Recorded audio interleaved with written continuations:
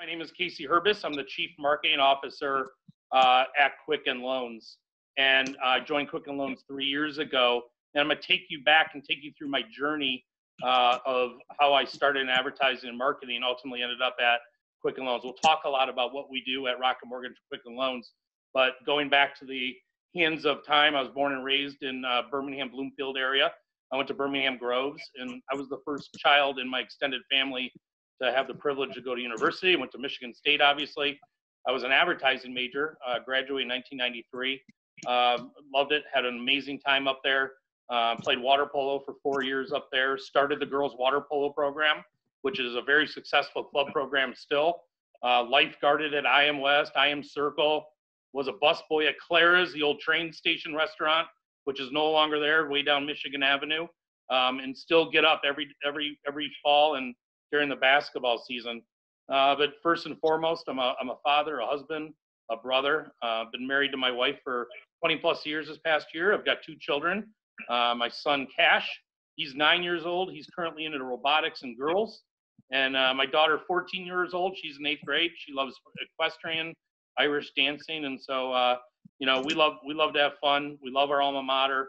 Spend a lot of time up there doing events. And my daughter started liking golf. You saw her. I got a chance to play golf with Tiger Woods a couple of years ago, which was quite honestly the most nerve-wracking experience of my life because I'm not very good, but it was an awe-inspiring moment. So what I want to do is what we're going to do now is I'm going to set the stage for who Rocket Mortgage is as a brand, and we'll get to that.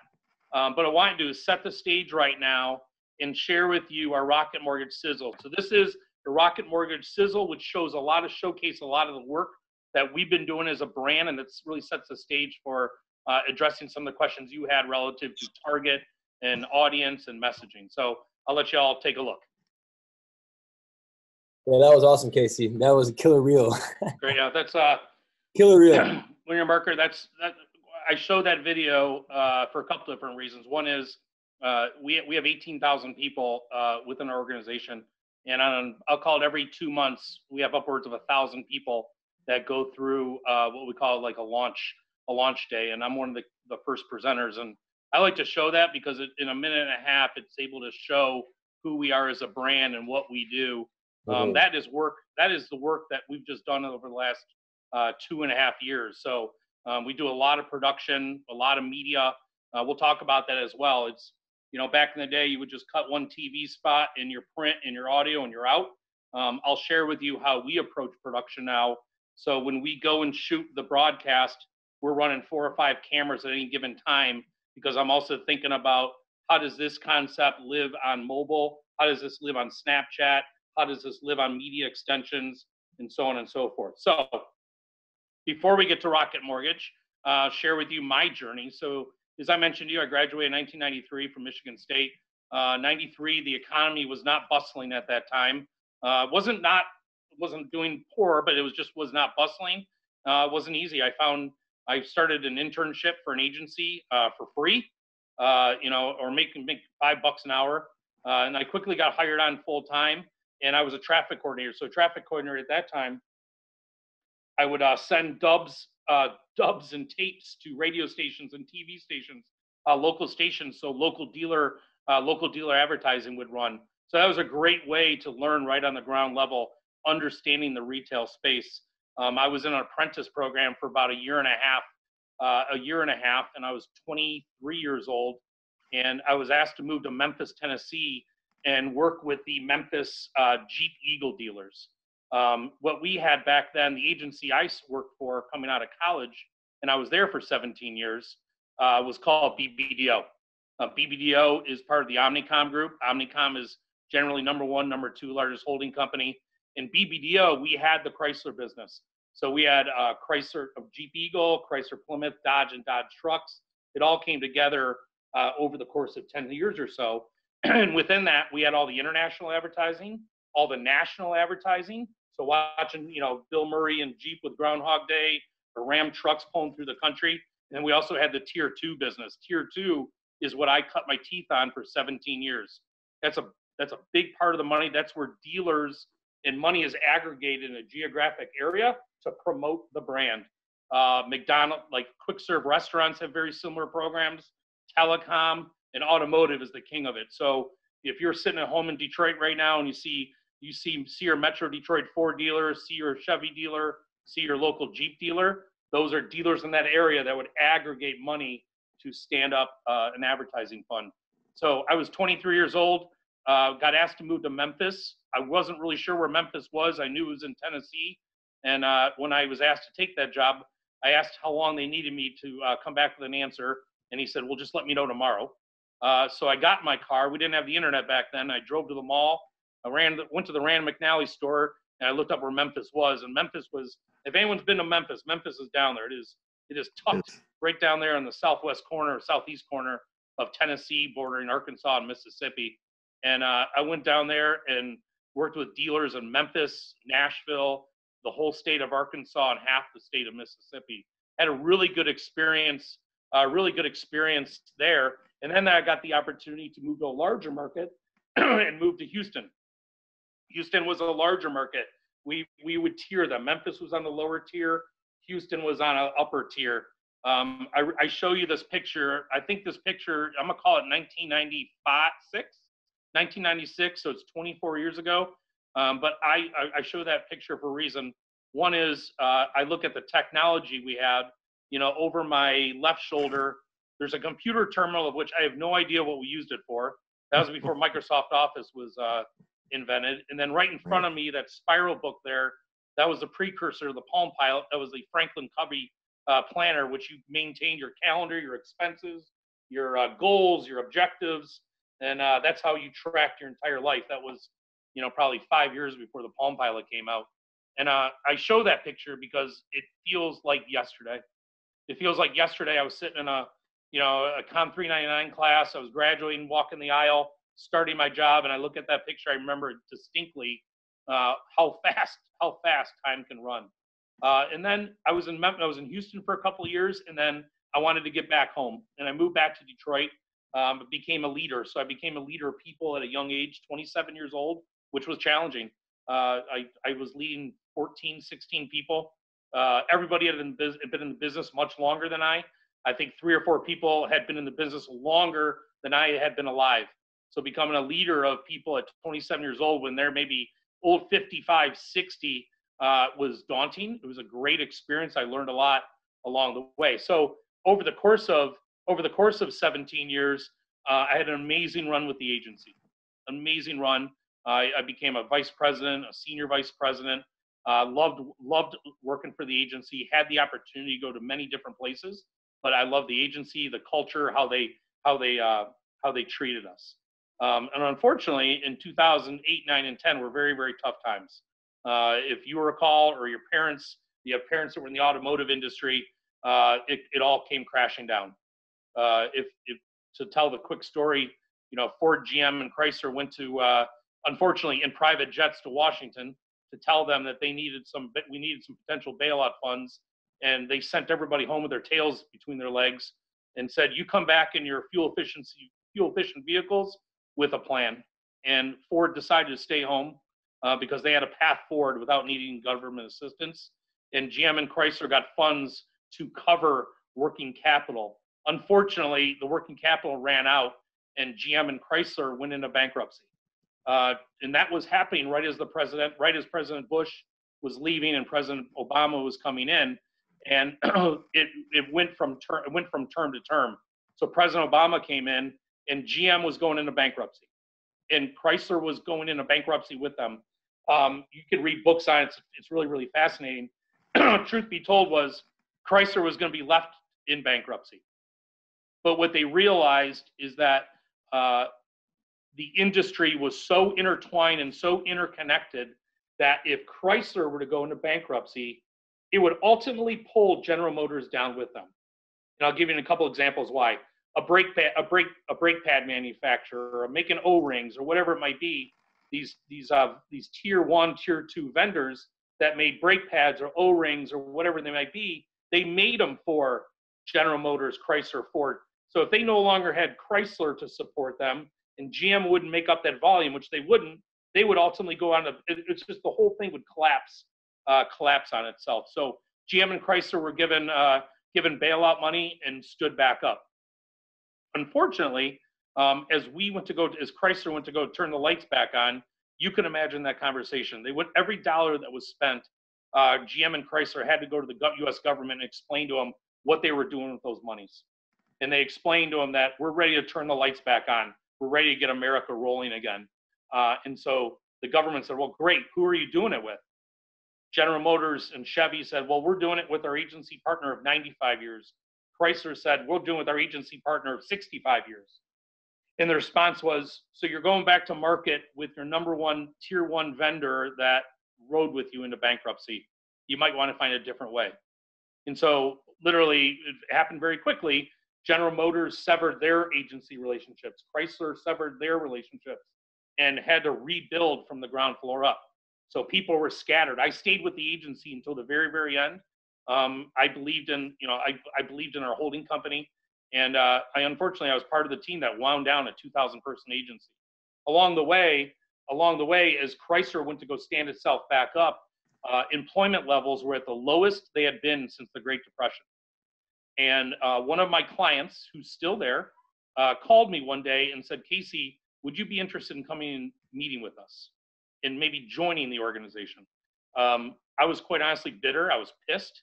I felt wronged that we had lost the business despite, doing everything we could to help our company, help our client and going through the bankruptcy with them. I was scorned, but I had a lot of respect, and you'll understand why as I talk about this later. I had a lot of respect for this client. I went in and met with her, and I realized the Italians had come in. Sergio Marchioni had been given 20% of the company for free with the promise of bringing alternative fuel technology, alternative transmissions to the U.S. And obviously had a big bailout he had to pay along the way, or they did. But I found the culture had changed very quickly. The Italians had come in and really had smoothed out the culture and the atmosphere. And I joined. So after 17 years being on the agency side, I moved over to Chrysler, which was now called Fiat Chrysler Automobiles, to become the marketing director for Fiat in North America. And it was very, very interesting. Fiat, if anyone follows the annals of automotive, the automotive brands, Fiat was a big brand. It started actually in 1909. They manufactured vehicles until 1984, and it wound down. It's a huge brand. If anyone's ever traveled to South America or Europe, I mean, if you travel to France or Spain or Italy, you can't step off a curb with almost get hit by a Fiat. We sell millions of vehicles down in South America. And with Mr. Marchioni, at the time, gas was running $4 a gallon, and GM was trying to figure out how do we bring alternative fuel vehicles to market quick, 40 miles per gallon. And Mr. Marchioni said, I have a way. And those vehicles live in Europe. We're going to homologate them and bring them over to the US, and we're going to build a dealer network. And so I was asked to help stand up this brand dealer network and launch vehicles.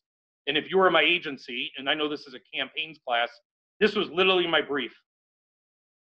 What we need to do is whatever we do as a brand is we need to shake up the American landscape. And I'll show you a little bit of my favorite sizzle in the world, which shows 7 years of my life and what went into that. What does that mean?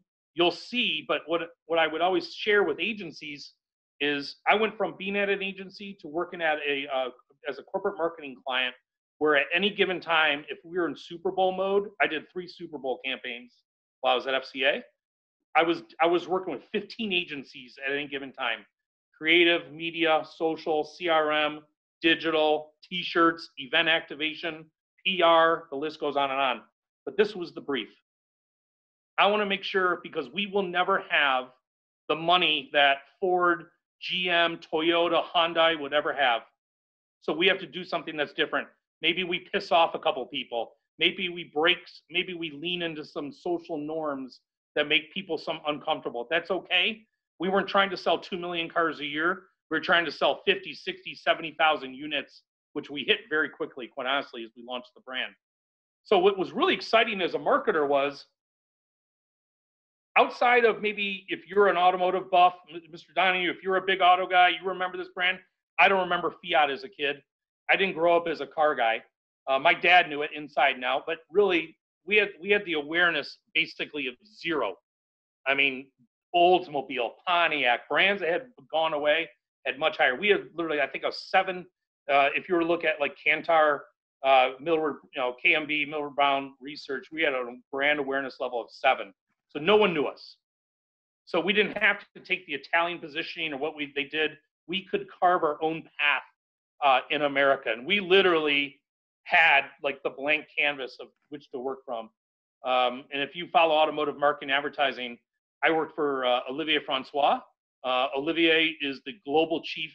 He's the global chief marketing officer for FCA. He's also the CEO of Fiat as the brand worldwide. So I had him as my leader both ways. So if you go back and you've seen the M&M Detroit, the Detroit commercial, Clint Eastwood, the Groundhog Day spot with Bill Murray this past year, Farmer with just some major campaigns that he's done here in the U.S. That's who I work for, and it was like enlightening. It was empowering, but it was also enlightening because I think we did some amazing stuff. So I'm gonna have you flip over to this now. This is a great sizzle video. It's got some dated stats in there, but for me, this is a great way to kind of frame up how we tried to shake up the American landscape by leaning into cultural moments, working with celebrities. We worked with, I'm going off like Ben Stiller, Puff, Pitbull, J-Lo, Charlie Sheen, J-Lo.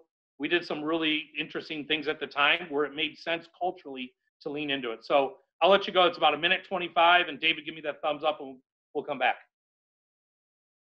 All right, Casey, I watched that. That was fun. A lot of energy. Very hip. That was cool. I like that. One of the things is going back to shaking up the American landscape. There were little snippets in there. You can go back and find these on YouTube. But there was 3 things I was really proud of that we did at Fiat. One was a Super Bowl commercial we called Blue Pill, where it was like a Viagra. An older gentleman, his wife was summoning him from the bedroom. He goes to pop a blue pill, and it drops all the way down through this Italian. We shot it. We were in the we were up in Tuscany and working all through the Italian wine country. And it was a way to showcase our 2-door growing to a 4-door. So building on the heritage of the Cinquecento and introduce the 500X. That was one. Another one which you could go is on Dude Perfect. Pretty early on, Dude Perfect really had not started doing very many branded partnerships. And I met those guys, and we did it's called Fiat Stunt Driving. And I did not tell Olivier about it because I knew he was very European, very French. He had a lot of still does. He has a hard time understanding American pop culture. Sure. If you spend time, Europeans I don't understand European culture. I still to this day don't understand British humor for the most part. No, it's horrible. But so I did this Dude Perfect video. I didn't tell him about it because I knew if I were to pitch it to him, he would have killed it. And I did it, spent the money, I showed it to him, and it was the most uncomfortable 4 minutes of my career, of which you would show work to him, and he would either press stop and start grinding within 2 seconds, or the worst is if he watched it all the way through, because that's with no comment, you're like, I'm in trouble. And he got done, and he turned to me. He goes, I don't know what I just saw, but that was awesome. and he's like, I don't get it, but wow. And it performed really well. And the last thing I think you saw was an eagle that landed on the back of the 124 Spider. Right. I saw that, right. That was where Olivier one day came in a room and all the brands were there. Jeep, Chrysler, Dodge, Alfa Romeo, Maserati, and he goes, oh, look at this cool video. And it was an eagle that was flying in Abu Dhabi from point to point, the top of a skyscraper down to his handler, half a mile away. Nails him. And he said, do you think we could film a car commercial from the back of an eagle? Everyone looked at each other like, I don't know. He goes, who wants it? And I said, I want it. And you could imagine that's not an easy, like, first of all, you can't shoot in the U.S. with an eagle. They're a protected species. To train a bird birds go to their handlers or they go to prey. They don't go to vehicles. And when we shot that, we all committed to we would not do any CGI. We would not fake any of it. So that very last scene, you see the eagle on the back of the 124 Spider. We called that our what's the movie? Titanic movie, where the arms are spread wide. Right. Yeah. So so it's the last shot. I mean, we spent a lot of money, and we put the bird on the back of the 124 Spider, and it's camera, blah blah blah. As soon as action, the second the car even inched, the bird left. Bird left. I mean, could not do it. And the director, everyone's like, I don't know, I don't think we can do this. I'm like, we've got to get this shot. And the bird handler said, I've got an idea. And there was a blonde woman in the passenger seat of the car. He goes, do you have a wig? And we had a wig. And he goes, give it to me. So if you were to look, we never actually cropped it out. In the very last scene there, he got in the seat and he crouched down and he held mice, mice food in his hand. And he started feeding the bird. So the bird was eating. And he goes, hit it. And the car got going and the bird kept eating. And then the bird finally, the wind opened its wings and then it flew away. Perfect. And if you look very closely, you can see he had a really bad broken nose. His nose you can see in the rearview mirror. We thought it was important. It's like a little Easter egg, because we did not want to fake anything. So that's something I'm proud of too. The first, and what I always said for Fiat, we talk about shaking up the American landscape. What I told Dude Perfect was, this was awesome, but I just screwed you up with every other automaker. No one automaker is ever going to want to do something because we did this. No automaker is ever going to say, hey, let's film a commercial from a bird's view, because we've already done it. That's what I want to do, is like something that what has no brand done before, and I want to ruin for others. I can tell you, I was not, the legal team was not a big fan of mine. You could imagine when you're a car company, it's all about safety and security, Sure, and staying in tight guardrails. But one of those things, you'll hear later is, I don't believe in the word no. No is a path of least resistance. And so when a lawyer would tell me, no, you can't drive a car on two wheels, well, why can't you? Help me understand. How can I? Don't tell me why I can't. Help me understand why we can. No, you can't use a bird to follow a car. Why can't I? Is that going to put me in jail? Is that so it's like, that's something we'll talk about, is just trying to push the envelope. Too often automotive advertising I see is just boring, running footage and supers. It looks great and the sales guys like it, but it means nothing to the consumer. Yeah, another great example I'd share with you on Fiat. For a while, we did some ads. We took GIFs and we strung together GIFs. We were the first marketer ever to use GIFs to do a brand campaign. And our Twitter was lighting us up, just lighting us up, like mocking the marketing and blah, blah, blah. And everyone was all upset.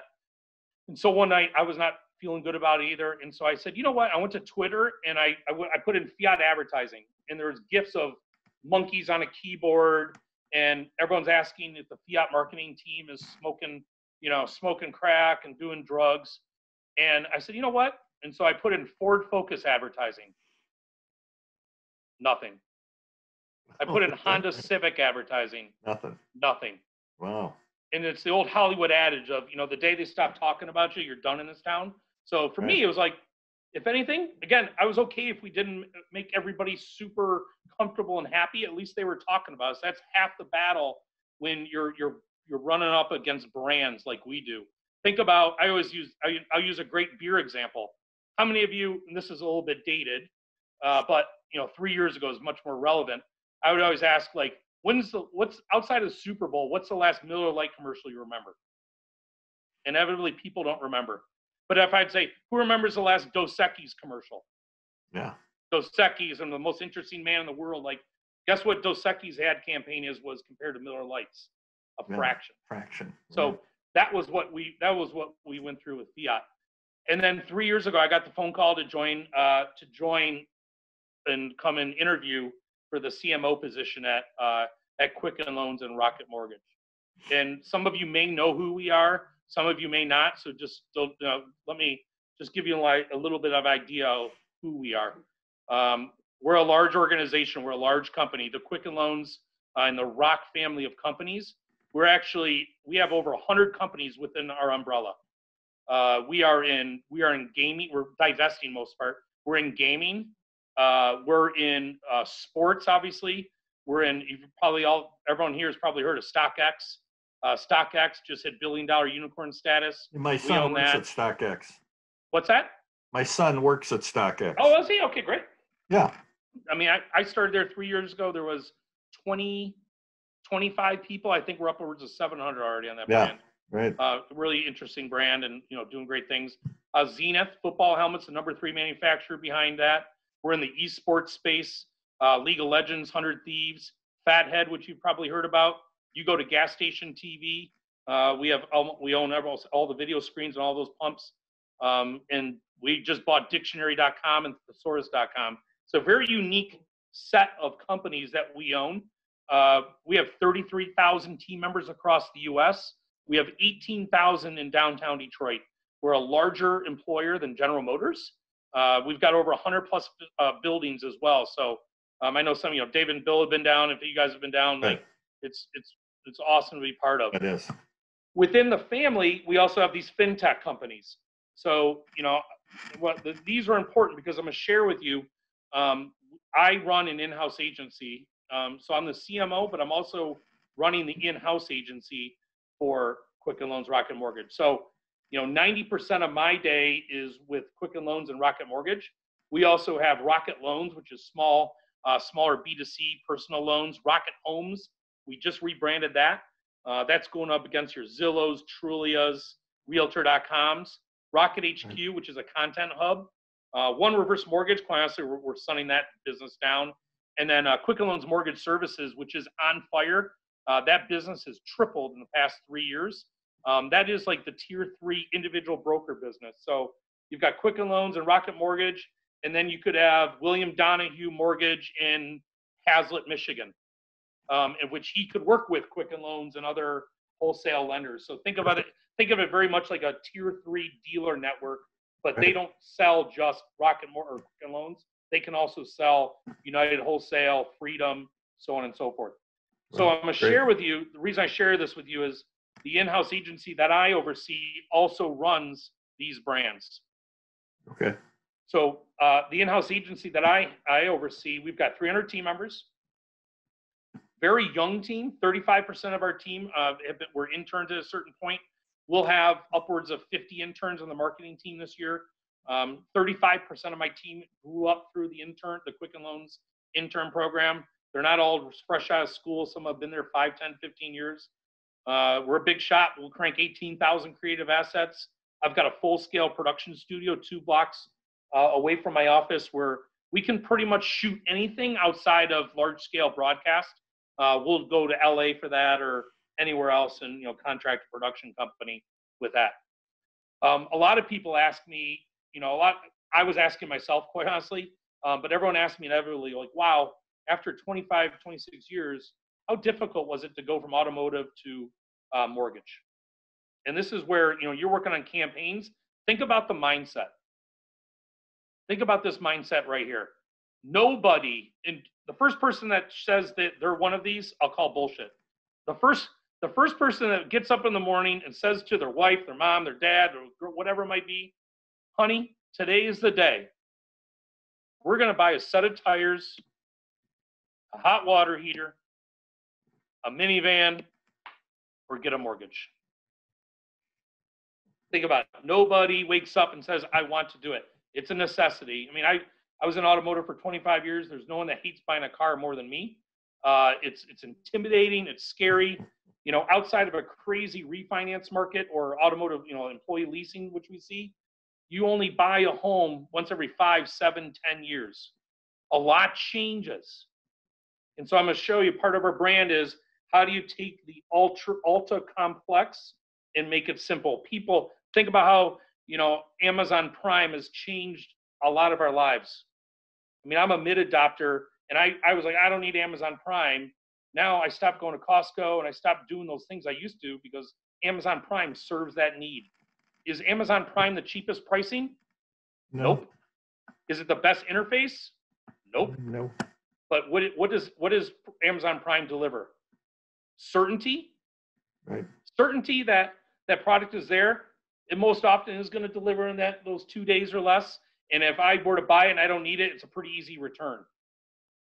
So that's what we want. It's really what we want to aim with mortgage. How do you take this ultra complex world and make it as simple as what we've seen others? But before I get there, I want to share with you a little bit about who we are as an organization and a culture. So our company started 35 years ago by this guy, Dan Gilbert. Dan Gilbert, big from Southfield, Michigan State grad, started doing mortgages during the summer with his brother. Started doing pretty well. He's like, you know what? I'm going to make a crack at it. And so it was 35 years ago in a small office right outside of Southfield. He started this company. It was called Rock Financial at the time. He sold it to Intuit in 1999 for $350 million. He bought it back from Intuit 3 years later for $64 million. Pretty good return on his investment. A lot of people know Dan for this. We own the Cleveland Cavaliers. Dan hoisted the 2016 NBA trophy. He's had, brought LeBron, drafted LeBron, lost LeBron, brought LeBron back. LeBron's back, and out in LA. A lot of people think, when I tell them I work with Dan Gilbert, a lot of people just think, A, we're in Cleveland, and B, they don't understand the mortgage side of it. But what's important is Dan started this company 35 years ago. He said, I need to make sure that I build a foundational value system that drives decision-making in our culture.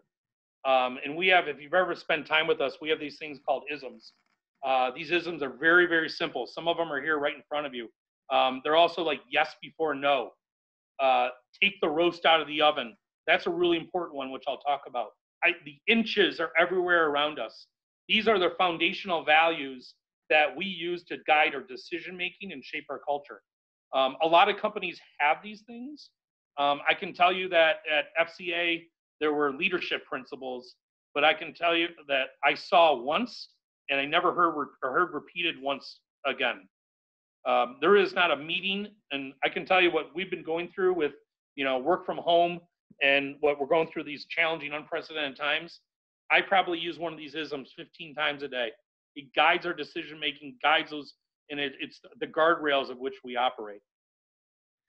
So I'll give you another, so Dan along the way said, why does this mortgage industry need to be the same exact way as it's always been? Why not challenge convention? It's not no, it's yes before no. Why can't we do things different? So one of the huge pivotal moments that he had for the organization was in 1999. I don't know, you guys probably weren't even born, right? Maybe a couple of you were just born. I was a senior in high school. So I was 10 years out. So I graduated in 89. So I was 6 years into my career. In 1999, Justin Timberlake was part of NSYNC. The Nokia 3210 was the hot cell phone to have. You could play a mean game of Snake, and that was about it. I don't think it had access to the internet or anything like that. That website you see there, Alta Vista, largest web portal search engine in the country, 300 million views a year. Largest in the country. What does Google do today? 6 billion a day, right? Sergey and Larry Page were grad students at Stanford when Alta Vista was the largest search engine. And the Super Bowl 33, 30-second spot cost $1.6 million. But the e-world had started to change. We saw companies like Zappos. Amazon was selling books, music. You had like Napster, and you had other sites that you were starting to see commodities or goods go to these websites. And Dan asked the question, why can't we at Rock Financial do for the mortgage industry that Travelocity is doing for travel, that Amazon is doing for books, that Zappos is doing for shoes? And so we launched a website. Couldn't originate, but we launched a website. And at that time, we were a standard mortgage company. Excuse me. We had 18 branches around the country. We launched the website, and I kid you not, this is not bullshit, and you'll hear it be told again. On the first day, Dan walked in the room, and he said, how's it going? And whoever, the engineers, whoever said, Dan, it's going really good. We have 1,000 visits to the site today, 1,000. And he turned around and he said, that's it, shut it down. And everyone thought, well, geez, we just started. He goes, no, shut down all the branches. We are centralizing. We are going to the web. And he walked out of the room. Of course, lawyers and everyone else were freaking out like, well, we just can't shut down these brick and mortar. We have all these people and so on and so forth. And the one engineer turned to the other, and they quickly realized that 800 of the 1,000 clicks were themselves testing the site for the day. But there was a pivotal moment where he said, I believe in one day, I am taking the roast out of the oven. We don't need to spend 1, 2, 3 years testing this. This is the wave of the future. We need to go online. So in 1999, he launched a website. And then even through the mortgage meltdown of 2008, 10, 9, and 10, the decision was made, we need to go online. And we need to make sure we release a mortgage product, origination product from beginning to end. And in 2016, Rocket Mortgage was born. It was in the Super Bowl. This is before I joined the organization. Controversial at the time. There's another ism that we have. It says, just ignore the noise. You're always going to have haters. You're always going to have trolls. You heard me talk about the fiat, Twitter feedback. And when we released the Rocket Mortgage Super Bowl commercial in 2016, there was a lot of noise. A lot of people, skeptics saying, oh, congratulations. Need you forget that 5, 6 years ago, the country was in such a dire position. But we ignored the noise. We took feedback from clients. We saw how people were interacting with the product, engaging in it, what have you. And 4 years later, 75% of all mortgage originations start online with Rocket Mortgage. Someone signs onto their account every second. And if you were to look at the mortgage space, your Ally, Zillow has this product now, SoFi, and you got your Loan Depots, the non-bank online mortgage originators are very, very healthy. So the reason I'm going to show you that is because now I want to get into the marketing and advertising and what we try to do. So let's do this. I've got 3 commercials. Let's watch them back to back. They're all 30s. The first one is mascots. The next one is Ricky. And the third one is Spa. And then we'll come back and we'll talk about those and set up how we position our brand within these respective areas. So David, just give me a thumbs up when you watch them, but there are 3 spots back to back, all 30. Of course. Okay. It's so much fun. Yeah, I've seen these, Casey, pretty frequently because I, obviously watch a lot of sports. But No.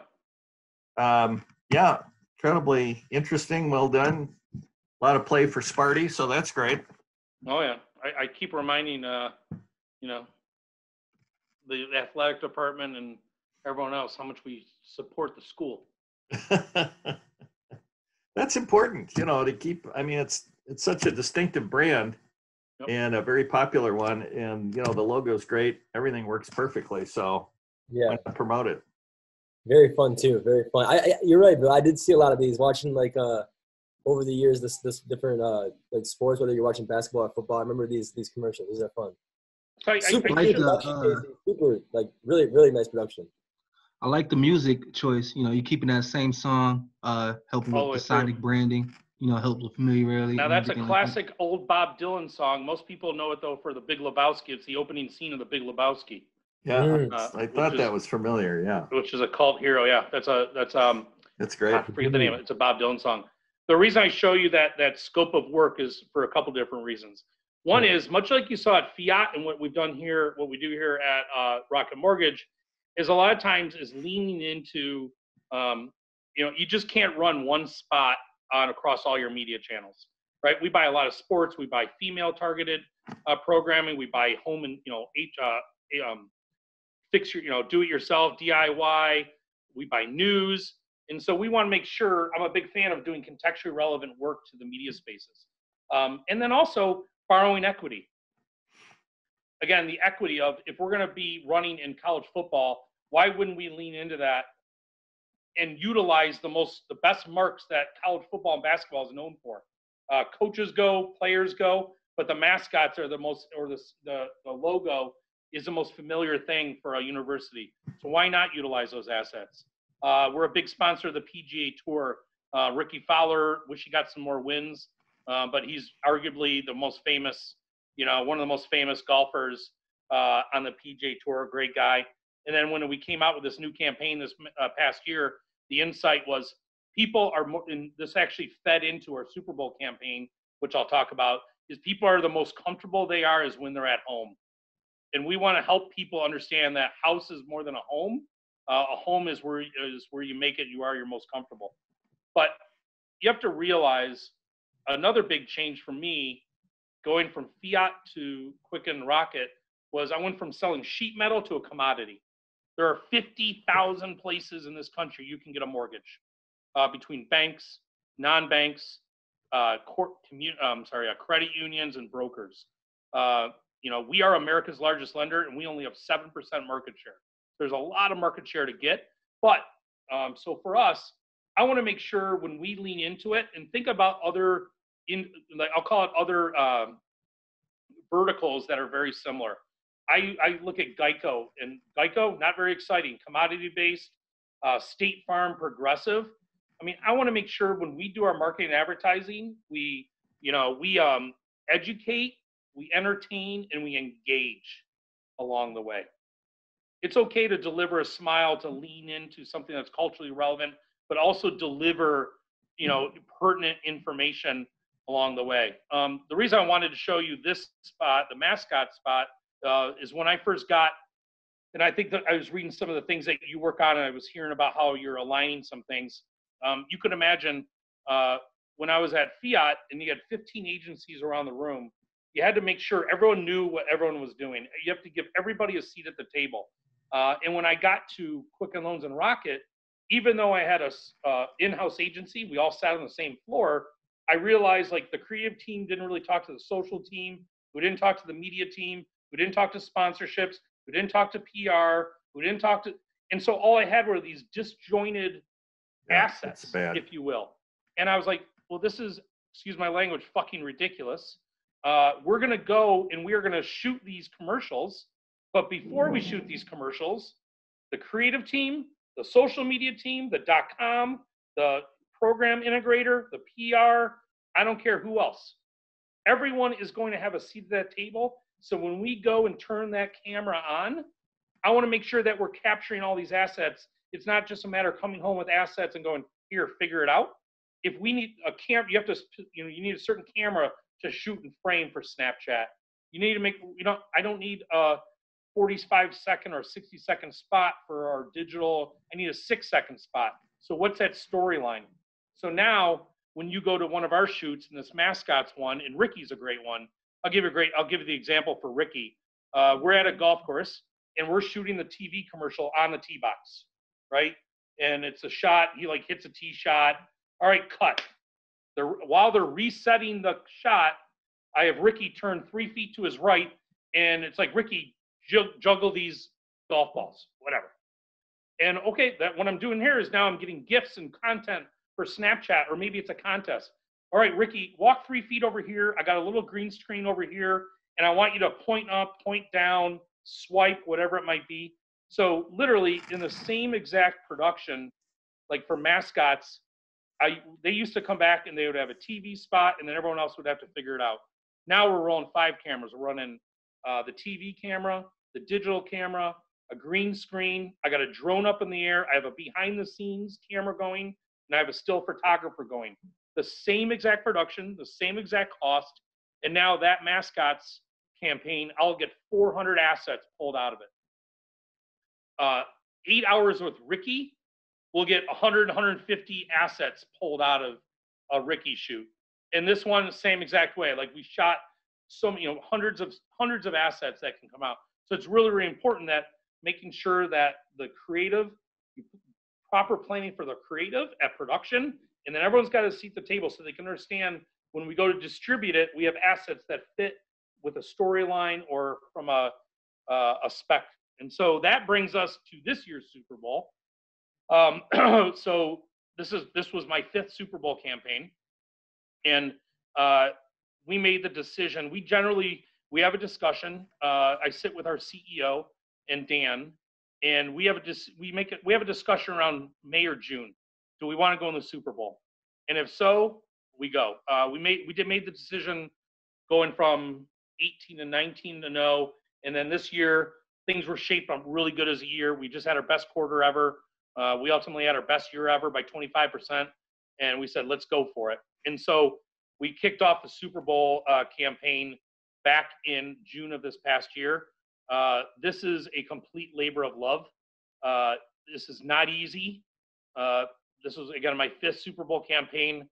I've said this every single time, is when it's over, I was like, I'm good if I skip a year or two, because it is a lot that goes into this. But sure as shit, here I am, April 8th, and I'm starting to think about next year already. So let me tell you how this campaign came. A lot of people ask me, how does this all come about? So even though I have an in-house agency, we also go outside when it comes to big ideas. And I have 100 folks in our creative team, and I hope that they win the jump ball. But when you spend $20 million in one day, you better have the right idea. Yeah. And so I have 15 agencies that we went to. We gave the same exact pitch to those agencies. They brought back 150 ideas. And we go through all 150 ideas, and they're tissue sessions. So they're literally, it's an organizing idea, maybe a rough script. Hey, you could use this kind of talent. Maybe use this kind of music. It's literally just a 1, 2, 3 pages. It's got insights and why they think it works. And then we immediately culled that down to 35. We took 120 of them, not going to work. Or maybe these are nice, but this isn't, is it Super Bowl worthy, or is it off brand, whatever it might be. Anything that doesn't hit our criteria, we move over to the side. So we had 35 ideas. We gave feedback on those. And then we had the agencies rework them. So they brought back those 35 ideas. Now I've got scripts. I got storyboards.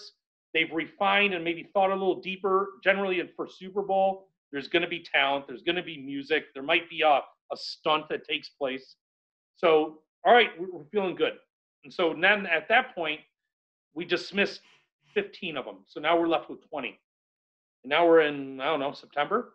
And we give additional feedback. Now we need to know, you need to reach out to every one of these celebrities, reach out on the music. Is this feasible? How the hell would you do it? And come back. Bottom line is I end up getting down to 4 ideas. Very early on, we reached out to Jason Momoa. For those of you who aren't familiar with Jason Momoa, 40 years old, was born in Hawaii, moved to Iowa as a young kid. He grew up on a farm. He is a Midwestern boy.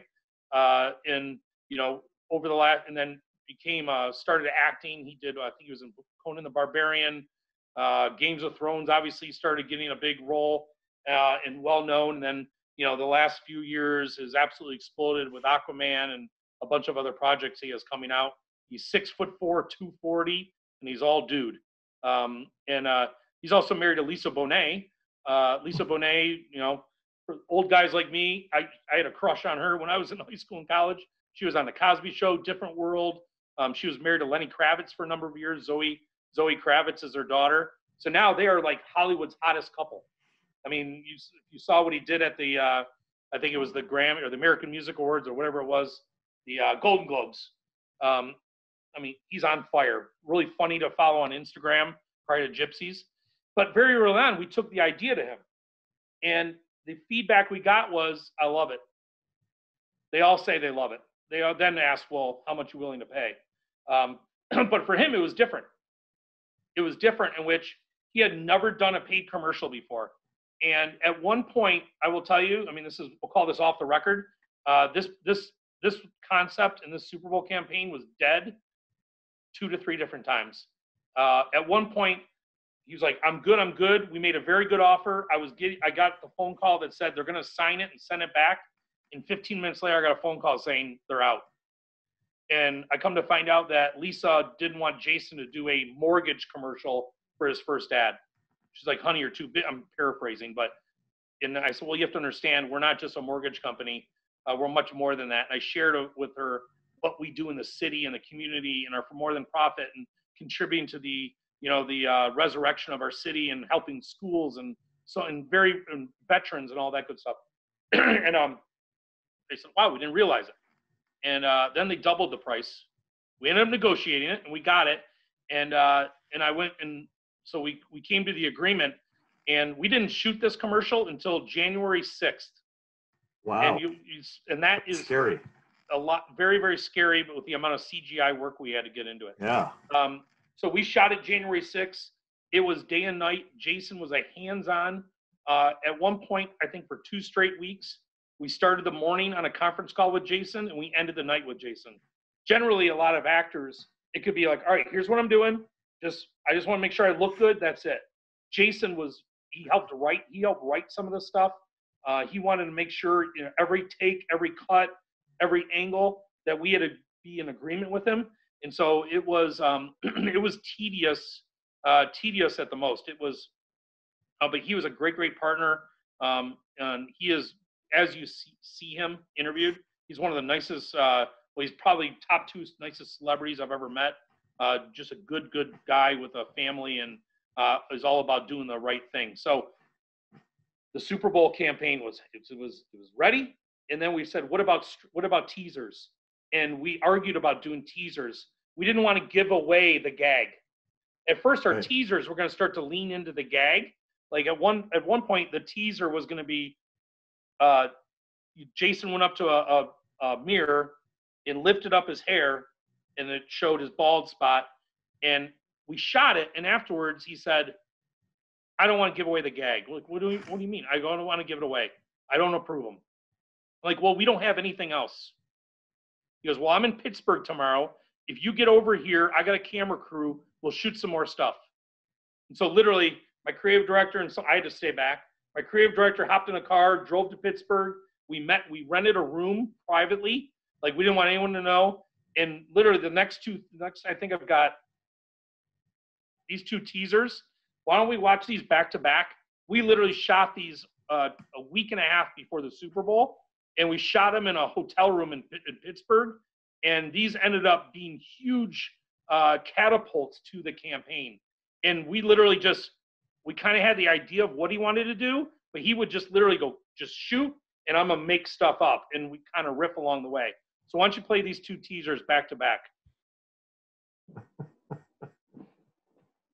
Those are great. Yeah, it takes a special celebrity to be willing and interested and do that stuff, to work with you. I mean, somebody that gets it right away. I mean, that's great.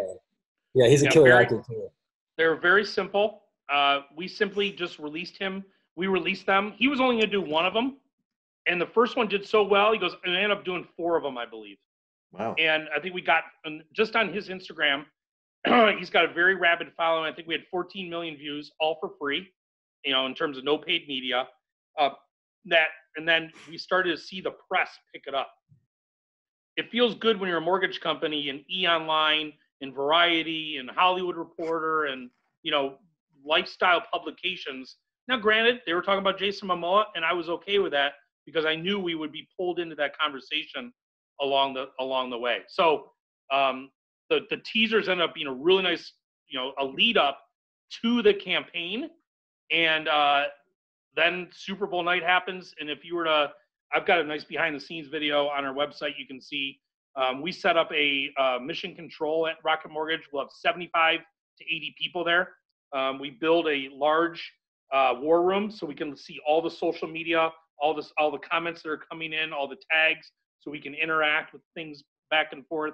We have PR there, so as publications or news programs call, we can do it. We have, so we're there from about 4 p.m. to 2 a.m. just making sure, because I'm also the guy that's saying, all right, because we didn't want to release the commercial before the game. So I'm the one going, all right, go live on the website, go live on YouTube. Let's answer this. Let's not answer that.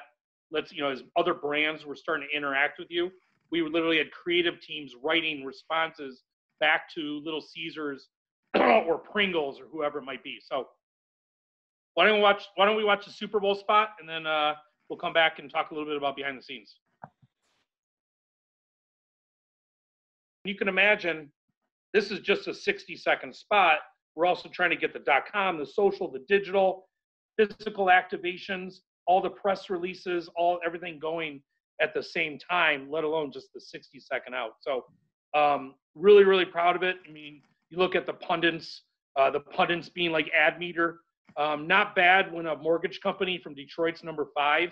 You go back the last 5 or 10 years, generally the top ads in Ad Meter are always going to be like Budweiser, M&M's, Doritos, Snickers, NFL, Amazon, Google, brands that are tried and true. Very rarely do you see like, a little commodity mortgage company live there. So it's something I'm really proud of. Number 2 on YouTube, their polls that they do. And we were number 1, number 2 across probably 10 or 12 different lifestyle publications along the way. So really proud of that work. Behind the scenes, a lot of people ask me, how did it get done? It was not easy. This is another video, really proud of actually, I think we only spent about $40,000 on this video. It's got 3 million views on it right now, is behind the scenes. It's about 4 minutes. It's well worth it. And why don't you take a look? it's amazing how patient the talent has to be, because there's just so much incredible work that they have to go through to deal with that. I mean, as an actor, I mean, the Aquaman stuff must have taken him forever in makeup. He must have been in there hours a day. Yeah, the makeup to do the hair, I think, was 2 hours in, 2 hours out. Wow. I would say, to get a 30-second spot, you're generally, it's generally 1 to 2 12-hour days, to get a 30. Yeah, it's just amazing when you're at that level. It's just such a huge commitment on everybody's part to do it well. But the point that you're making is it's the concept more than anything else, right? Absolutely. This concept, and what's what we're trying to teach students of really saying that home is everything. It's where you are. It's how you center yourself. You center yourself here, and we help you with that. This is who we are. We're that company that brings you home and makes you feel comfortable in your own skin, in your own place. So the concept is really critical, and you emphasize that over and over again, whether it's with the mascots or whatever it is, the spa, whatever it is. It's that home centering kind of concept that is wonderful, and it shows that you guys get that that's how you want people to feel. You want them to feel like this is not a war, which getting most mortgages is. It's just a war with your broker and everybody else. But we want the experience to make you feel like you're already home, and that's an important differentiator. Exactly right. And and let people know that we're with them every step of the way. I mean, that's where we also service 99% of our loans, so we don't sell them and buy them. Well, that's great. That's another thing too, is we want to be a lender for life. So when you either want to refinance, or you want to move from your first home to your second home, or retire and scale back, much like any other brand, automotive company, anyone else, when you make those long tail purchase decisions, you want to be able to position yourself as being a lender for life. Yeah, and I think that's true in our society. The data show that people, when they go online, they actually buy from a fairly narrow number of sites. They don't go all over the place and just experiment and buy. They go to a relatively consistent number of places. So you're going to stick with your own Grubhub or whatever it is. You're going to stick with your Shipped. Whatever it is, you're generally going to make a commitment to a brand and get comfortable with it, like a pair of shoes, like your home, and stick with that brand. So you're mortgages are no different. I mean, by and large, people are going to when they get when they go home, generally the first place they think about is their bank, right? Like I've been with Comerica Bank since I was 5 years old, but we're trying to we want to be the top of mind, but we're not a bank, we're a non-bank, but thankfully, I mean, with the work we've done, we've obviously we've grown to it. So that, and I think David had said it was done, and I appreciate watching that, because a lot of people like, how did you do it? And to earlier is when you see this concept, you can't ever. What I always say is, I tell my team, is when you see ideas for the first or second time, don't let the reality of how the fuck are we going to do this, or how much is this going to cost, don't let that kill the idea. No. There generally will always be a way. And of course, when I saw this, I'm like, how the, and they're like, we don't know. But that's where you get with the, that's where Hollywood magic and the right actor and the right the right talent. That kid that you saw in there, that kid was a diamond in the rough. 18 years old, first casting session ever. He just happened to be 6'4", the same exact wingspan as Jason Momoa, right? Wow. This kid probably thinks like, well, this acting thing's pretty easy. He had no idea what he got himself into, but you know, the kid had the perfect body. He was like, you know, like, and so a lot of times, like, how is this? But you can't let the reality squash the idea. But that's something I've learned. Like, can you film from the back of an eagle? I don't know. I don't know how you do it, but there's people smarter than me, and you know, everyone wants to be a pioneer. If any of you listen to Howard Stern, I'm a big Howard Stern fan. He uses a great quote: "Is you can always tell a pioneer by the number of arrows in his back." Right? Yeah, in which that's right. do it for the first time. No one's going to probably use Jason Momoa in a commercial for the next 5 years, and that's okay by me. So, with that, I'm trying to bring a little bit full circle is what we're doing right now. So this is fun and great, and we're doing mascots, and we're playing with Ricky, and we've got Jason Momoa out. That's my campaign for the next 6 months, and then reality hits, Right. and you start hearing things. And what do you mean? What, you know, in January, as a company, we started to talk about this. In January, there's something weird going on in China. We should think about, if this were to come to the US, what does this mean for us as a company? We have 18,000 people here. And so literally in January, we were going through disaster planning. Sure. And it got spun up because of what was happening in China, but it wasn't because of China. It just got us thinking. And you know, all of a sudden we're like, well, let's think about working from home. All right, we've never done it before. We have 18,000 people. We're a butts and seat culture. And so that week that the Big Ten tournament was taking place, like, right? Michigan State clinches, they beat Maryland, win a share of the Big Ten tournament. We're getting ready to go to the Big Ten tournament. That Wednesday, on Tuesday, we announced to the company, let's go work from home for the next 3 days, just to pressure test our systems. What does it look like when everyone logs in? What does it look like on phone calls or meetings? You know, and then all of a sudden that Wednesday, or you know, it's Thursday. You know, Wednesday night they play basketball games. Thursday, right before Michigan was tipping off, Big Ten's canceled, and all these tournaments canceled. And, like, and the players' tournament canceled. Right? And all of a sudden we're like, you know what? No one's coming to work next week. And on Sunday night, we started thinking about our brand. And we run $1 billion of media a year. And on those brand messages were college basketball and Jason Momoa. And we asked ourselves, is that the right message to be out there right now? We're not screaming, we're not yelling, we're not saying today only and whatever it might be, but we're talking about, you know, refinancing and get a mortgage. And is that right? Or are we very quickly going to be tone deaf? And we are now out of the office. I don't have production facilities. I don't have anything. And in 2 days, we scripted, we wrote, we ended up opening up a studio, and we shot safely. Generally, if you come to one of my shoots, we'll have 10, 15, 20 people. We shot with 4 people. We had a camera guy, a boom mic, someone running the teleprompter, and I was there. And we put our CEO on camera, and he gave a message of, we're here for you. If you have questions, if you have concerns, we're here for you. And we got that out the door. But now you see a lot of brands that are doing it, but we realize, like, we can't be caught being tone deaf in these times. You know, but one of the advantages of the whole home concept and pulling people into what's really important to them by really solidifying that message, that's exactly where we are. That's where I'm at right now. Yep. I'm in the safest place I can be.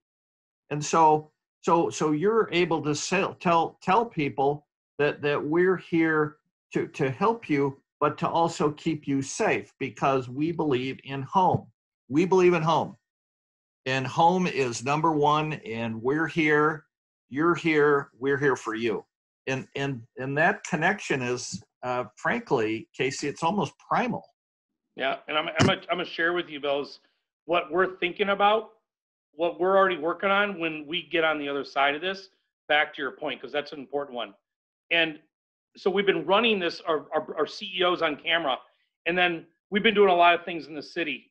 We have people that are sourcing masks and ventilators, sourcing masks in China, finding ventilators. We're sending our planes out around the country. But those of you that are from Detroit, Metro Detroit, Wayne County is one of the hardest hitting counties in the country. So we have people in our company that, by doing the right thing, like, I don't know how I'm fucking going to find a mask in China, but I'll figure it out. And we've been, and we own hotels. We're opening up our hotels to the FEMA workers as they turn Cobo Hall or TCF into centers. And so doing all these things, and along the way, what we know is our frontline workers, medical, the other essential workers. It's not just doctors and nurses. I have a whole new respect for the woman I see every day when I go to Kroger, or someone that is sanitizing our spaces, or keeping a store open, a local small business. And we want to be able to thank everybody. So we've deployed, what I'm showing you right now next is a rough cut. I haven't even shown this to my CEO, so you're seeing it first. I'm showing it to him tomorrow morning. We have 18,000 of our I asked 18,000 of our team members to acknowledge essential workers and send a thank you. Wow, I guarantee everyone here on the Zoom with me today knows somebody, knows whether they're a nurse or work at a restaurant or whatever it might be. And so I asked my marketing team, 300 people, on Wednesday night to send me a video with their family and themselves thanking somebody, and give me a photo of those folks. I had 175 videos overnight. I've now gone to 18,000 people. I'm getting 100 a night right now. And we're going to go live on national TV next week with this campaign. And it's thanking, and if you think about it, the prevailing messages here is we want to thank everyone who leaves their home, has to leave their home in order to help us keep safe in ours. Right, that's huge. So why don't you go to the next video, and you'll see, and we'll be revealing this next week. I'm gonna turn the lights on here, get a drink of water. I'll be right back. Sure. Oh, that's fabulous. Yeah. So literally, we did that in 3 days. Wow. We did that in 3 days. It's nice. it's all of my, like right now, it's all of my marketing team members, but we'll expand it. So as we have more and more folks within the organization that send in videos, we'll build more and more of those TV spots. We're reaching out to, like, Ricky and Barry Sanders and Momoa and blah, blah, blah. Esports guys, they're sending us theirs, and we're going to be stringing together ones that, Barry is thanking somebody and Ricky Fowler does, and, whatever, Pistons and Red Wings. Coach Izzo owes us a couple favors, so we'll get Coach to do one for us as well. But that's really important, because you've got, as a marketer, your brand is your reputation. And I'm seeing brands out there right now. I'm like, how fucking dare you? Are you on sale, or you're pushing retail? Like, it's tone deaf, and you're going to catch a lot of backlash from consumers if you're a brand right now that feels like you're trying to capitalize or lean into the fear. And it's also bad. Yeah, and we want to be uplifting as well. It's really easy to show a commercial with deserted streets and an empty classroom and all hell breaking loose. We know that. We're surrounded by that on every piece of media that is hitting us. So I want to share that to you. Hopefully, I'm going to tell my CEO that you liked it. So I got a thumbs up from my I'll say parties.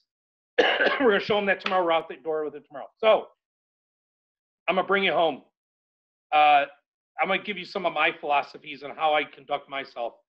We talked about the isms. I call these like the Casey-isms. One of my favorite movies growing up is Ferris Bueller. Remember that picture I showed you earlier when I was 24, 25 years old? I believe in this. Life moves pretty fast. If you don't stop and look around once in a while, you can miss it. I mean, I feel like I was certainly not on Zoom. I was sitting in the ComArts building, with my blue book, writing notes, and, we didn't even have, I think the union had just put computers in at that time. Right. And I don't know what I used them for, word processing more than anything, but, life moves pretty fast. If you don't stop and look around once in a while, you can miss it. This one's one of my favorite quotes, and is Warren Buffett. It takes 20 years to build a reputation, 5 minutes to ruin it. If you think about it, you'll do things differently. When Warren Buffett said it, he didn't say it for how I read that. what I give this, every time I talk to interns, I go to my kids' middle schools. If I were to come to their high school, whatever it might be, what I mean about this is social media, of which there's another slide I meant to put in here says I grew up in the 70s and 80s, and I'm so glad I grew up in the 70s and 80s because I did a lot of stupid shit and there ain't no record of it. Right. Ask your parents that, and they'll probably all agree. In which I can tell you the social media, and I use it a lot. Has there been a Saturday or Sunday where I wake up and gone, you know what, that probably wasn't smart? Yeah. But you got to remember that is your brand. Your brand lives. And if I were to hire any one of you, trust me, we're going to deep dive into your social media because I want to make sure if I'm going to invest in you, that you are who you say you are. So I want everybody to think about this because that's very, very true. In which I don't care if you're a senior, a rising senior, or you've been in this business 27 years. I mean, we've seen now too is people make a big mistake on social media and it all crumbles the next day. So that's one I think about. Again, I'll go to my kids' elementary school and tell them this. And it's there. One for me too is you never burn a bridge. I'll tell you a quick story there is our CEO, Jay Farner. I went to high school with him. We swam and played water polo together. He followed me 2 years behind me at Michigan State. He took over my dorm room at Shaw. I moved off campus. I graduated. This is the before Facebook and email and cell phones. That's crazy. And I lost touch with him. And we were pretty good friends in high school and college. But we just grew. And so fast forward 20 some odd years later, he was the CMO and president of Quicken Loans, Rocket Mortgage, and he was being elevated to the CEO. So he was looking for a replacement. But I got really intrigued because I'd heard about the CMO role, and I was thinking about what was next in my career, but hadn't really done much with it. And I had called Jay back the next day, and I said, Jay, I feel embarrassed even asking you this but business is business. Why not me? And that obviously started the process and what have you. The reason why I talk about never burn a bridge is, could you imagine back in 1989, I was a senior in high school, I'm Mr. Whatever, he's a little freshman, sophomore, and I would have bullied him, kissed his girlfriend at home, whatever, something really silly that I forgot about. And 20 some odd years later, that bridge would have been. So I share this with you, in which I promise you, Mr. Donahue, you can absolutely agree with me here. That's true. Is that bridge will be crossed some way, somehow, right.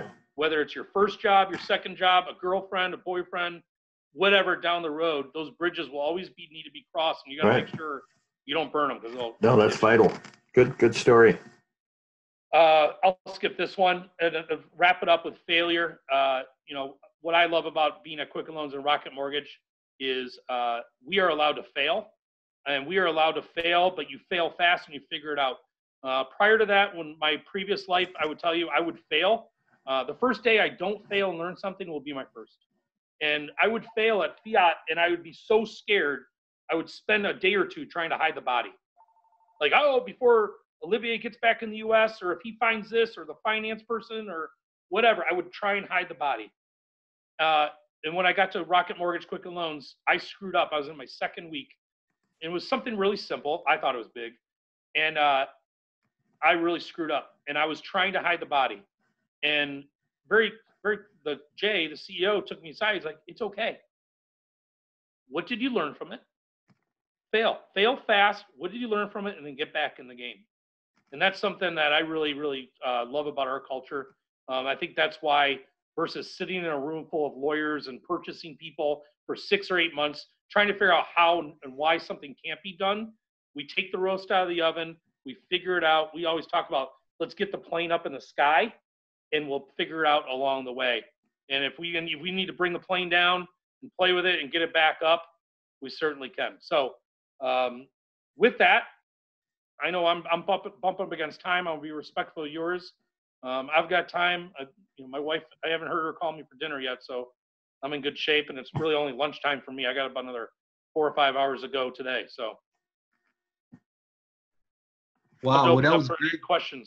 Awesome. Yeah, Thank you. Casey, Yeah, appreciate that was all the fabulous. information. What a wonderful Very- presentation, and all the effort you put in was really great, and the stories were phenomenal. The last one is really vital because it means that you value risk. If you don't value risk, you can't disrupt, you can't get ahead. I mean, it was the first thing that Dan did was he said, let's take risks. And, I've got to put it on the line. You're all calculated risks. You got to have faith in yourself and faith in your ideas and faith in what you're trying to do. I mean, the whole eagle on a car thing, I mean, that could have gone south in a hurry. Yeah, it wasn't easy. Yeah, but yet it was the right thing to do. And you said, hey, let's take the risk and let's just figure out a way to make this work. People that just have no faith in themselves never take any risks and therefore never get anywhere.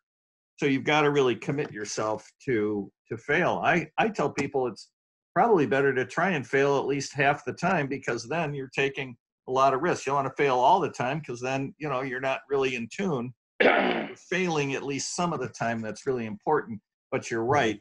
Somebody's got to be there to say, what did you learn and how do we keep from not making this happen again? So very vital lesson. I mean, granted, I'm showing you today like a sizzle video of like what I'll call some of my greatest hits.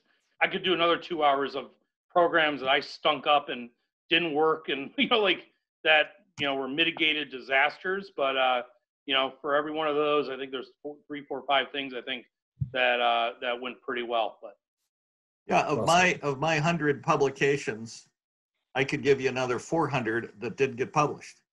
Yeah. So I'm happy to be like a baseball player and hit 300. I'm a huge star at 300 because I've published. I've written a hell of a lot more than 100 things that I've published. So you're exactly right. You've got to push the envelope, and you never know where it's going to go. You just have to try. 100%. So we really appreciate you, Casey. At this time, we want to give some of our students a chance to ask you any questions that they have. I'm sure that they learned a lot and they got a lot from everything that you've been saying. It's a lot of things that line up with what they're doing right now. Just to brush over what they're doing before they start asking questions. They're working with different clients right now in groups of 5. They're tasked with the task to create a brand strategy for that client based on some campaign that each client has. And they're really at the home stretch right now. Next week, we'll be doing practice presentations. And the week after that, we'll do final presentations. So they've already made publications, graphics, a video treatment, and they're working on a marketing strategy right now to kind of finish everything. But they've been getting a lot of it. They've been working with clients and working with client relation, dealing with the many problems that may arise from that. They've been working on being creative. And I really like what you say about pushing boundaries and, really kind of testing that and making people uncomfortable and doing something that's fresh and creative. I think that that's something that our students need to practice on doing. And I think that through this process, they're getting a lot of practice with that. So at this time, any students who want to ask a question to Casey, get some insight from somebody who's been in this profession, this industry for a long time and excelling at it at a high level, now's the time. We got a couple of more minutes here before we wrap up and get to other things.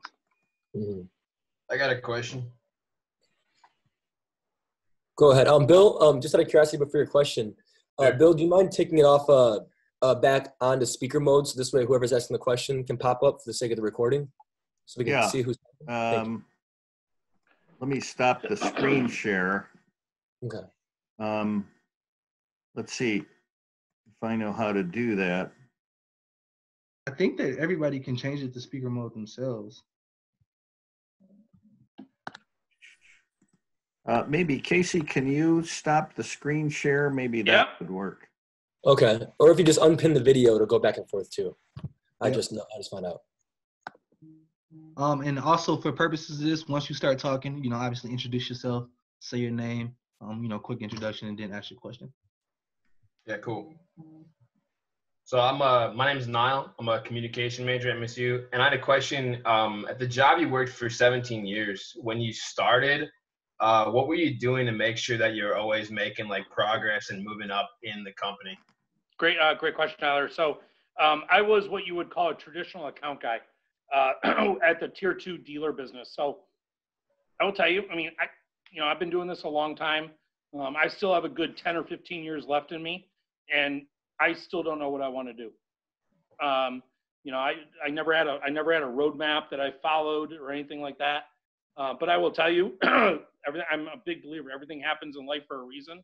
For every opportunity that maybe was presented to me and I turned down or I didn't, I never look back and go, what ifs? But very early on now, like when I started work at the agency, looking back on it now, I love the fact that I was at the retail level and that I understood what it meant to be in the trenches. And, a lot of marketers fly at, and CMOs fly at 60,000 feet. Like it's all about the big commercial and the celebrities and the blah, blah, blah. But they don't necessarily understand what happens at the retail level. So, my first 17 years, I worked with car dealers. If anyone's dealt with a car dealer, it doesn't get any tougher than them. Those are men and women that are generally, at least maybe not second, third, fourth generation, but they grind it. They're pillars of the community. They're very savvy businessmen, businesswomen. And so along the way, I got to understand like account management, media planning, media buying, production. And then over time, granted, I started in 1993, so we didn't even start doing digital media until I'll call it 2001, 2002. And then as digital started to like infiltrate automotive business, understanding how digital would drive consumer behavior. So over time, it's funny, when I interviewed for this job, as I interviewed with Jay, I didn't realize I'd sat back. I'm like, wow, over these 20 some odd years, I can do account, I can do media, I can write copy, I can be behind a camera. I know social, I know events. I'm not the best at anything, but I understand how they all work together. One of the things I really encourage young people to do when they join the organization is wherever you are, learn that and be the best at that. But along the way, look to explore different areas of the business that you can. So if you're an SEO, SEM, fantastic. But eventually, why don't you also move over and learn social, learn brand strategy, learn research, whatever it might be, and start adding those building blocks. But if you want to be an SEO, SEM, have at it, be the best one in the business, you'll make a great career for yourself. I wanted to build, I wanted to have building blocks. Quite honestly, don't ever tell anyone this. I had never been on a shoot before I got to Fiat. Everyone thought because I had done like 100, 150 commercials, but they were all like running footage in a production studio. It was just slicing and dicing and putting supers and a phone number on it. I'd never been on a set, and I didn't want to. Like my first spot was with Charlie Sheen, and everyone's like, "Oh, you're going to the shoot?" I'm like, I have never been on a shoot. I didn't want to tell anyone that because everyone thought I did. But now, now I got big production experience under my belt, so now I can understand that. And then, then knowing I knew social and digital, how can I put all those things together and start to build, holistic brand strategies and tactics. A lot of it's just learning and taking advantage of smart people around you. Networking, that's a big thing that I didn't learn about. I didn't really embrace until I was probably 10 years into my career, was networking. And understand there's a lot of smart people that want to help you and, help you learn along the way. Cool, thank you.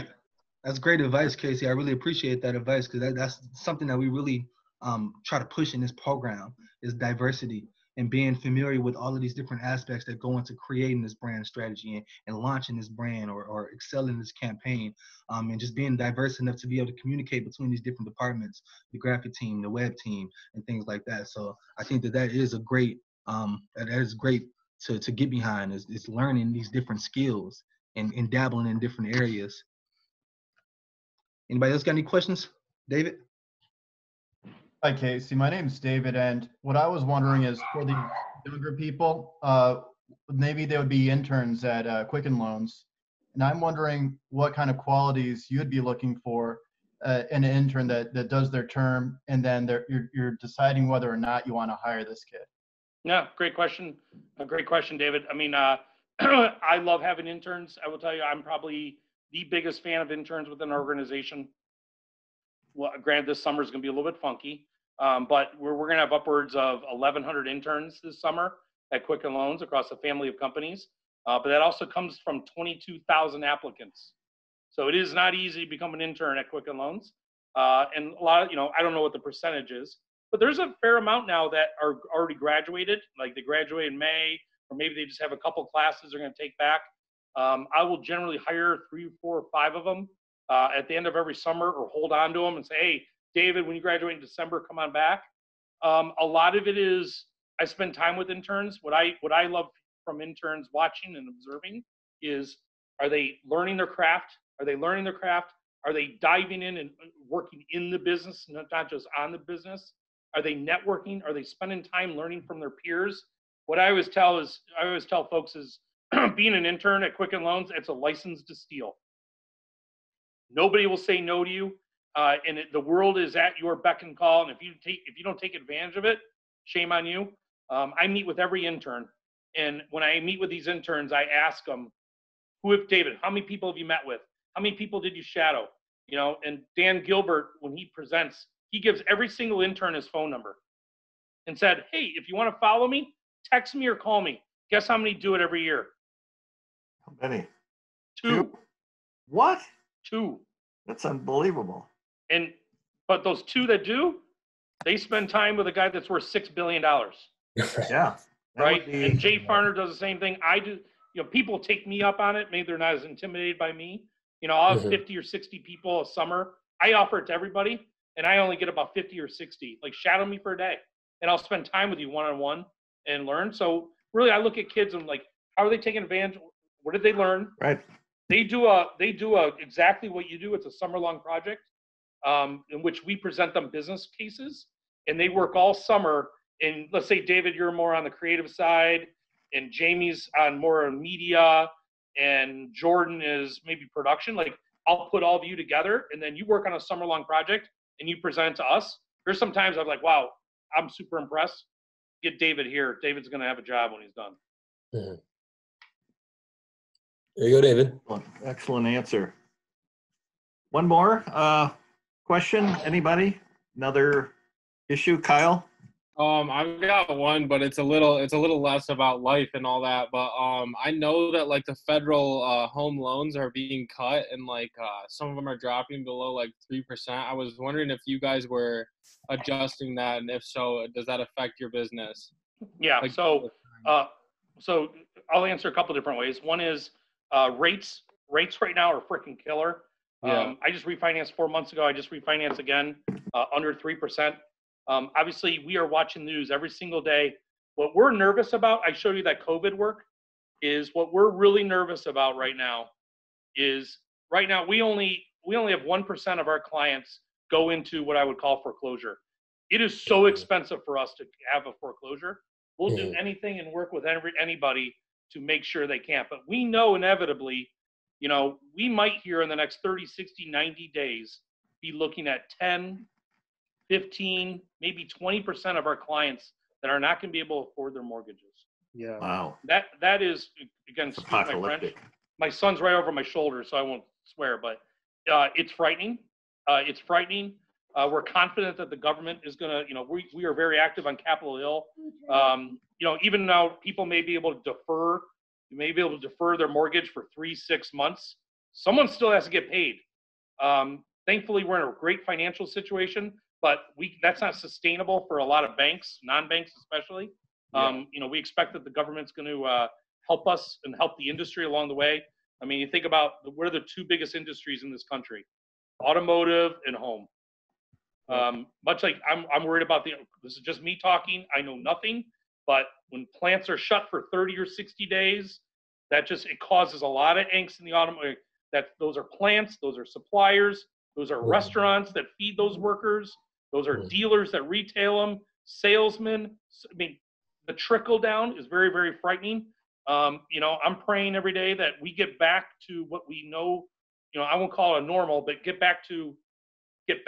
And what does that look like? So early on, Bill, you had said something about home, where what we think is going to happen. Interest rates are going to be. Trump is going to do what he's going to have to do for the economy. I think automotive, he's going to do whatever he can to have the automotive country get back up on its feet, get rolling. Interest rates are going to be solid. Now what you have is you're going to have a lot of people. We talked about home. I don't know about you, like let's say you're at home with your parents are probably like, you know what? I need a new home after this. My wife has probably rang up $100,000 on renovations at her house just because she's been sitting here for a month. I think we're going to see a lot of people that are living in apartments or townhouses, or someone's living in Chicago with their boyfriend or husband and dog and kid going, you know what? We have got to get out. We need a house. We need a home. Or I wish I sold this smaller home 3-4 years ago. We now realize that we need something more. We think there's going to be a lot of pent-up demand in the automotive and home purchase season when we come out of this. But obviously, we're going to see where, unemployment lives, where unemployment lives, and, where folks, are going to probably, we're seeing it already, right? Between small businesses in the automotive here in Detroit, every automaker, all white-collar workers have taken 30% pay cuts. I've had friends affected in this business, affected, their livelihoods already. And, but that's where we're spending every day listening to what's happening in Capitol Hill, understanding what's happening in the economy, and, be ready.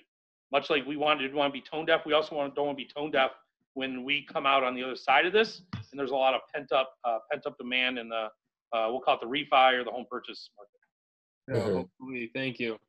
Yeah, it's going well too. My buddy Pete Von Sprecken got in the company a couple years ago.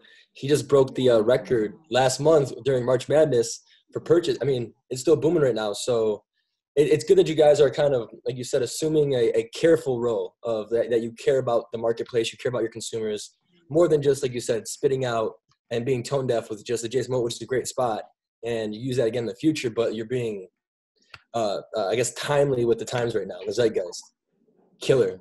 100%. All right. Well, if it's one more question, we'll probably take. If you got anything pertaining towards your campaign, you want to get Casey's opinion on, or anything like that, want to tell them what you guys are thinking, anything like that can probably help you with your campaigns going forward, or just one more question in general. But we can do like one more, and we can let Casey get to that nice dinner I know his wife is preparing for him. It's a rare occasion, so yeah, I'm excited. She must need something. Right. You got any more questions for Casey? Okay. Listen, right. I hope everyone, everyone's got their own unique situations. We will be back to normal. What that new normal looks like, I don't know. But it's one of those that you're living through something right now. You always look back on. And as I started this thing, is what, this is where you learn a lot about yourself and what makes, whether it's affecting an internship or sports or family. This is where you learn a lot about yourself, and hopefully you're taking this time to reflect on that and, create an opportunity for you is when either you're coming back to school or you're graduating.